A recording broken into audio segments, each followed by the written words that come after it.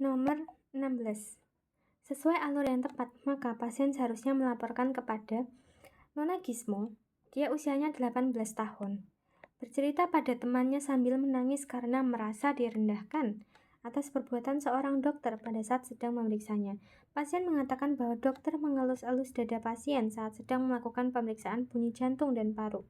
Dokter berdalih bahwa hal tersebut dilakukan untuk mengecek adanya kelainan kulit. Pasien berniat melaporkan dokter tersebut agar mendapatkan sanksi. Nah, ini sesuai alur yang tepat, maka pasien harusnya melaporkan ke siapa? Oke, jadi ini kaitannya adalah terkait dengan norma dalam bidang kedokteran. Nah, norma di dalam bidang kedokteran itu ada 3, etika, disiplin, dan hukum. Etika itu kita ngomongin tentang pelanggaran norma etik, atau kita ngomongin tentang baik atau buruk. Misalkan, contoh kasusnya ya, dokter ini dia money oriented banget, jadi dia menarik imbalan dari pasien itu yang harganya nggak wajar gitu. Antibiotik yang harganya asalnya misalkan 10.000 udah dapat gitu ya, dia mahalin jadi 100.000. Nah, itu lebih ke arah baik atau buruk gitu kan, baik atau tidak baik gitu. Kalau disiplin, ini ngomongin tentang benar atau tidak benar gitu. Jadi lebih ke pelanggaran standar profesi. Tuh, misalkan dokternya ini periksa pasiennya ini tuh dia ulkus DM gitu ya, tapi ulkus DM-nya udah sampai osteomielitis. Harusnya itu di-refer ke dokter bedah, tapi dia nggak mau nge-refer ke dokter bedah gitu, dengan alasan masih bisa kok dirawat sendiri di kliniknya, misalkan gitu. Nah, jadi dia tuh merujuk pasien ke dokter yang tidak merujuk pasien ke dokter yang memiliki kompetensi yang sesuai.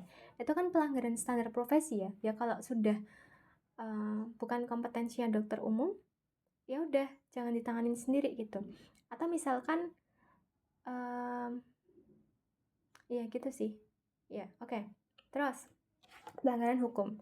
Nah, kalau pelanggaran hukum ini dibagi jadi pidana, perdata, sama administrasi. Kalau pidana berarti namanya criminal malpractice. Bisa sengaja, bisa nggak sengaja. Misal sengaja itu abortus, etanasia, terus bikin keterangan palsu.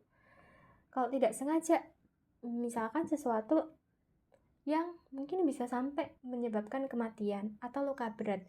Sebenarnya dia nggak sengaja, tapi karena kelalaiannya dia, pasiennya itu bisa jadi kematian dan luka berat.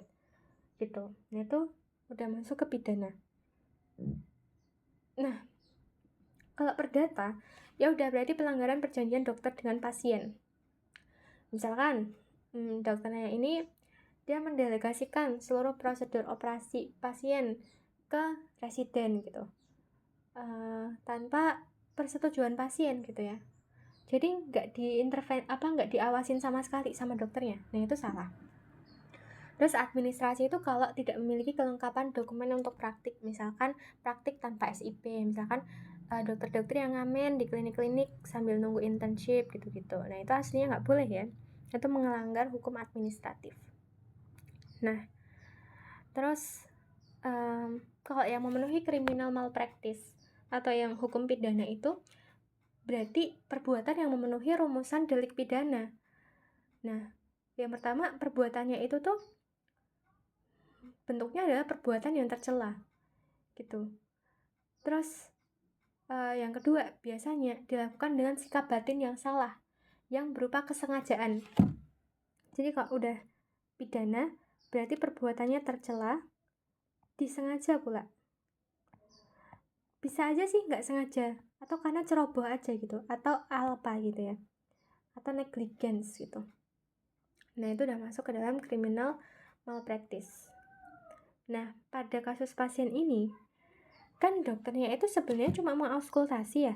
Auskultasi itu kan ya udah harusnya tempel aja stetoskopnya ke dada pasien. Ngapain dia pegang-pegang atau mengelus-elus dadanya? Kan nggak perlu ya, nggak perlu ngapain gitu. Kita mau palpasi pun, kita mau perkusi pun, kita nggak ngelus-ngelus loh, kita kayak ngetuk-ngetuk. Itu kan beda ya sama ngelus-ngelus. Ngelus-ngelus itu ada intensinya, dia kayak ke arah pelecehan seksual gitu, sesuatu perbuatan yang tercela, disengaja gitu. Jadi ini sudah masuk ke norma hukum. Nah, nanti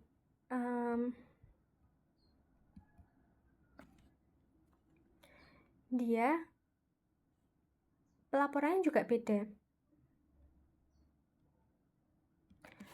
Kalau misalkan melanggar norma etika, dia nanti dilaporkannya, jadi diatur dalam kodeki, disusun oleh ID. Nanti kalau ada sesuatu di situ, nanti yang meriksa adalah MKEK, Majelis Kehormatan Etik Kedokteran. Kalau disiplin, aturan disiplin kedokteran itu, standar profesi itu disusun oleh KKI, diperiksanya nanti oleh MKDKI, Majelis Kehormatan Disiplin Kedokteran Indonesia. Kalau tindakan hukum, nanti dia diaturnya dalam KUHP, undang-undang, disusun oleh negara, dan nanti diperiksanya oleh pengadilan. Gitu. Kalau Ikatan Dokter Indonesia enggak. Kan adanya MKEK, MKDKI atau ke ini ya, atau ke pengadilan. Oke. Tapi di sini itu pengadilannya tuh nggak ada ya. Kita nggak bisa dia ngelaporin langsung ke pengadilan. Kalaupun dia mau, dia laporin dulu ke kepolisian ya.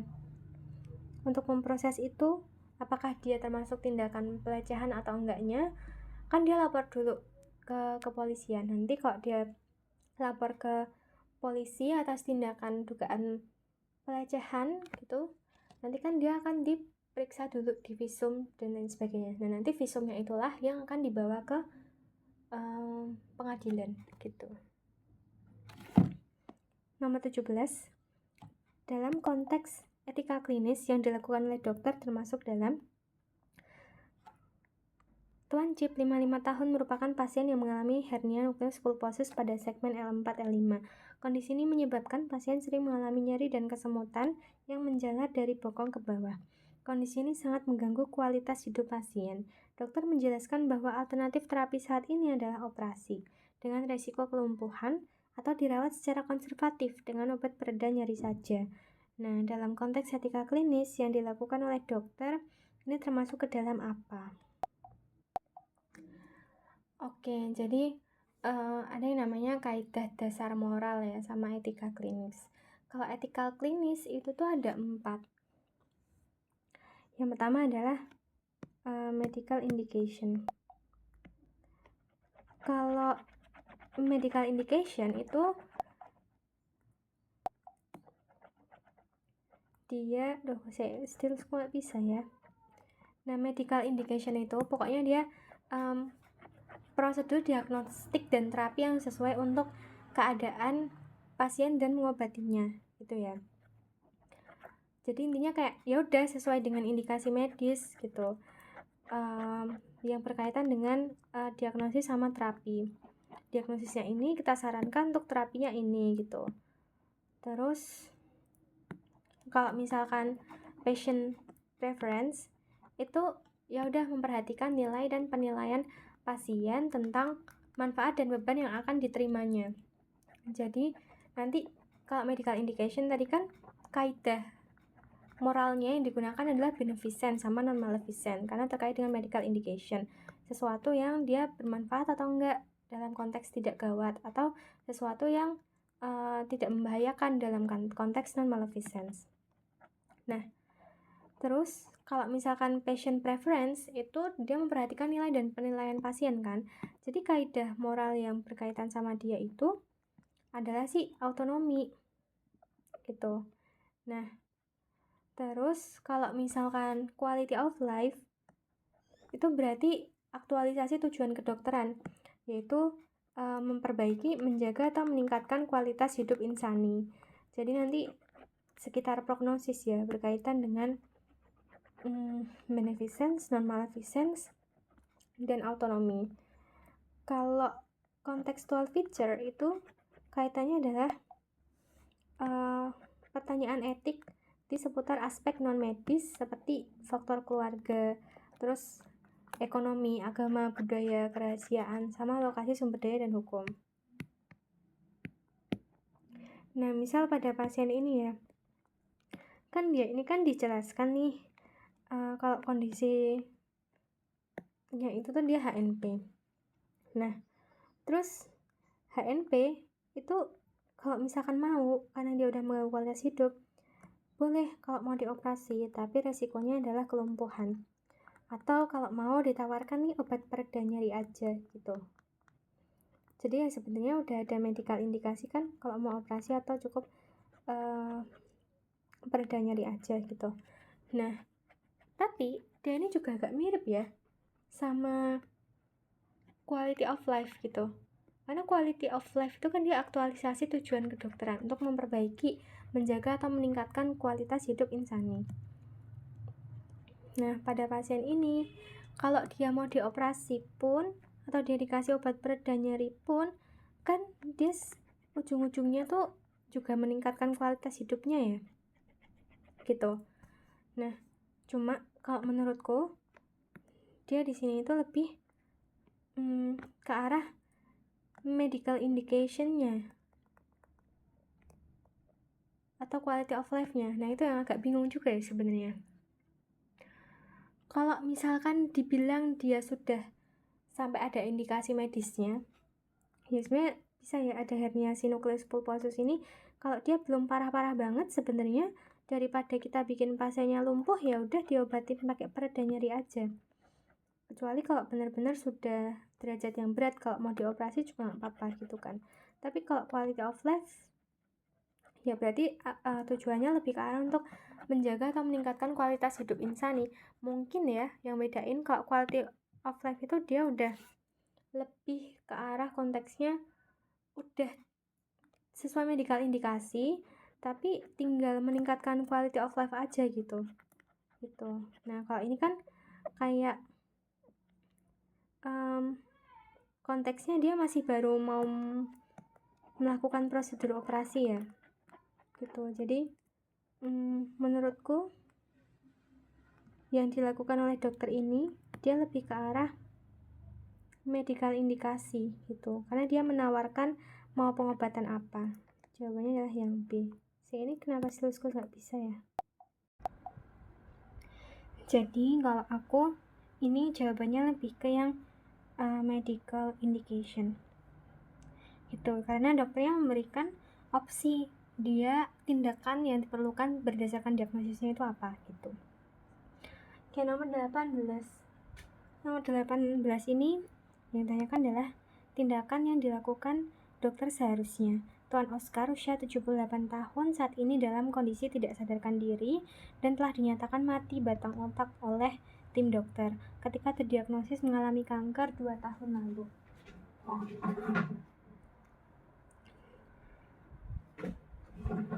Nah, terus pasien langsung membuat pernyataan bahwa dirinya tidak ingin dilakukan resusitasi. Jadi 2 tahun lalu pas dia didiagnosis, dia tuh udah bilang ke dokternya kalau pengennya DNR, do not resuscitation, atau bantuan hidup kalau misalkan kondisinya menurun. Tapi seluruh anggota keluarga memaksa dokter untuk memasang alat penunjang kehidupan karena percaya mukjizat akan terjadi.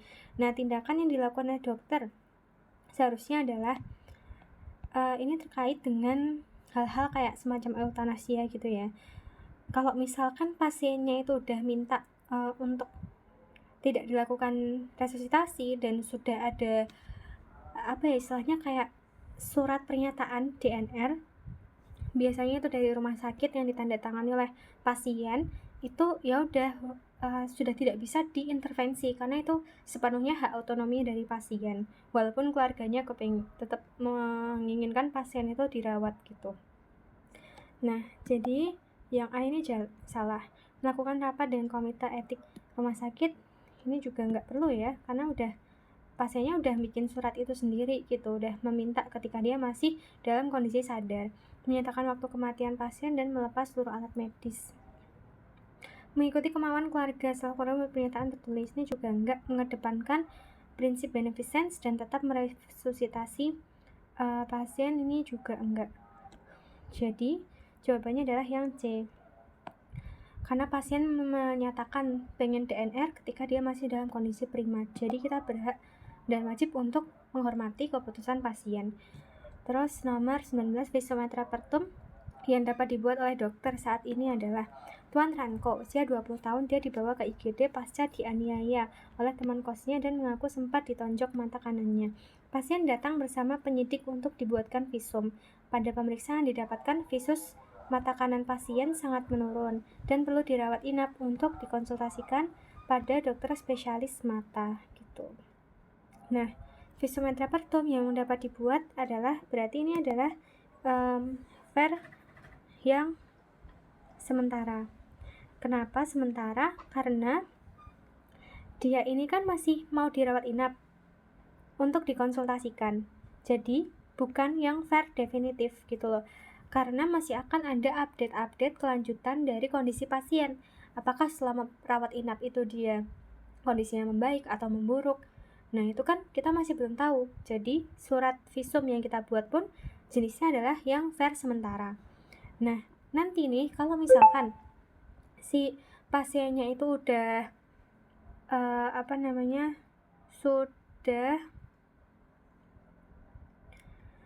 sudah selesai dirawat inap, udah ada kesimpulan dari hasil selama dia dirawat inap, apakah dia cacat, apakah dia meninggal, apakah dia membaik kondisinya. Nah, baru nanti dibikin ver lanjutannya.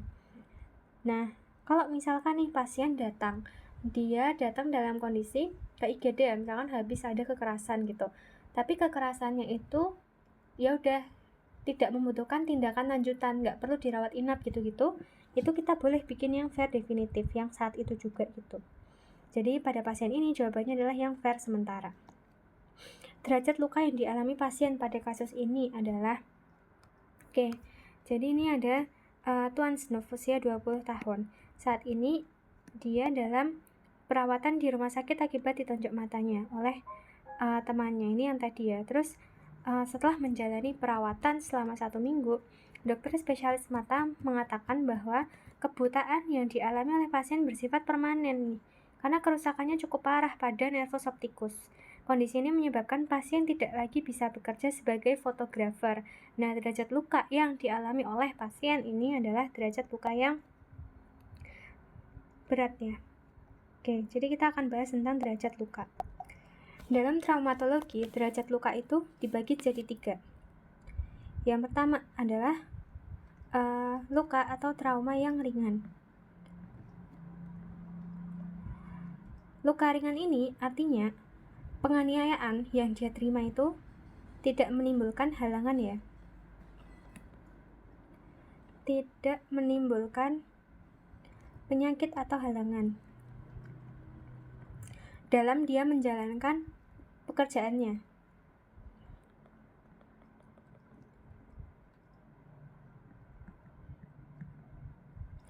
Pekerjaan atau jabatannya gitu ya. Nah, terus yang kedua adalah derajat luka sedang. Kalau luka sedang ini dia menyebabkan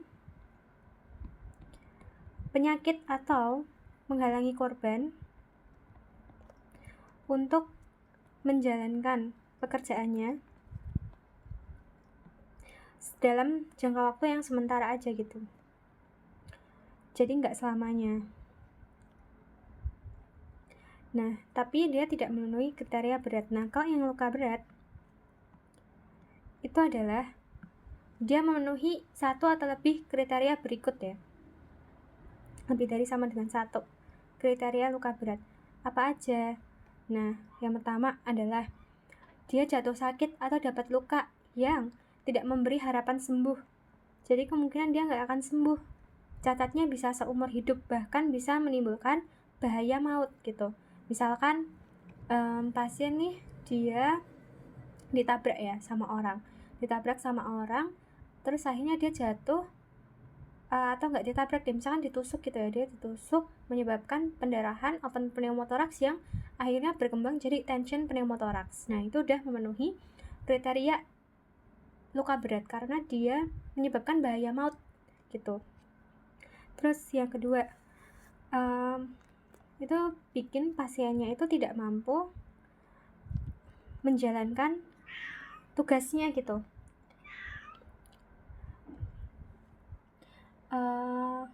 Misalkan nih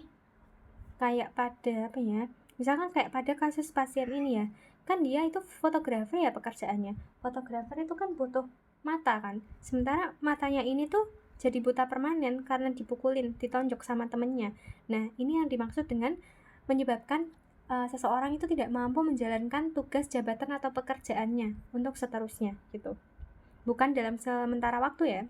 Kalau dalam sementara waktu itu nanti masuk ke yang sedang.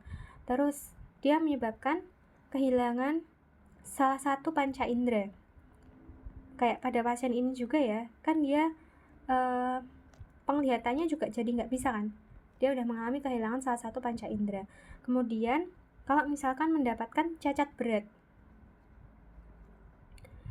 menderita sakit lumpuh, sama terganggu daya pikirnya selama lebih dari 4 minggu. Misalkan